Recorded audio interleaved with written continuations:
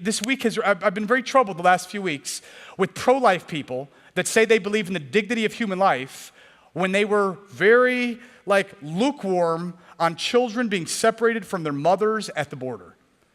Guys, it's clear. That's a very clear, these are humans that have dignity. Because we believe in the dignity of every human being, it's clear. The tragedy is because we've allowed other little Christ to creep in.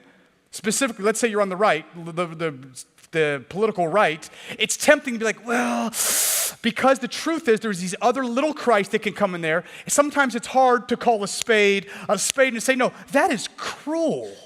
And that is wrong. And by the way, I'm glad that's not the case. And someone could say, well, it's been reversed, whatever. I get all that. What I'm telling you is a believer's opinion on these matters should be clear. Father's heart is that we don't treat people with cruelty. A little child should not be separated from its mother at the border. That shouldn't have happened. And when someone's like, well, I'm on the right, and I would offend people on the right if I said things like that. It's like, you've got to decide, do you serve Christ or do you serve an elephant? You need to make a decision.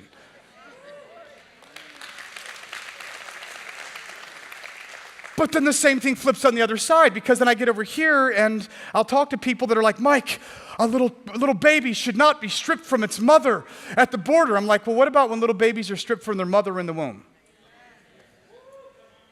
And then people are like, well, it's so unclear. No, friends, it really is not so unclear. The scripture says, I knew you in your mother's womb. It's very clear. That is a human that's made in the image of God. It's got the dignity of God. It's got the dignity of humanity on it. Mike, what's your point? My point is, it's so hypocritical of us when we will scream and shout about thousands of babies stripped from their mothers at a border, and then we're silent on millions being stripped from their mother's wombs.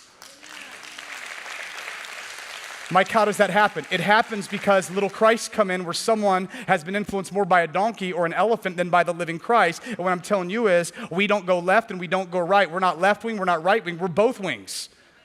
That's what we are. And Jesus has wrath, which means if Jesus is going to show, it says he's going to break them. See, the question we're like is, well, whose side is God on? Wrong question. If someone said, Mike, is Jesus on the side of Democrats or Republicans? Jesus has not come to take sides. He's come to take over. That's what he's come to do. Well, Mike, I think there's some things over here that he might agree with. Oh, maybe so. What I'm telling you is if Jesus shows up with Psalm 2 power, he's not welcome at any convention right now. They would run him out. But I want us to be the kind of place where we say, Jesus, you are welcome here. And we know you're going to tick us off. And we know it's going to be hard. And we know it's going to be difficult. But you're welcome here. And the call today is, will you yoke yourself to Jesus? Because he's either the Lord of all or he's not the Lord at all.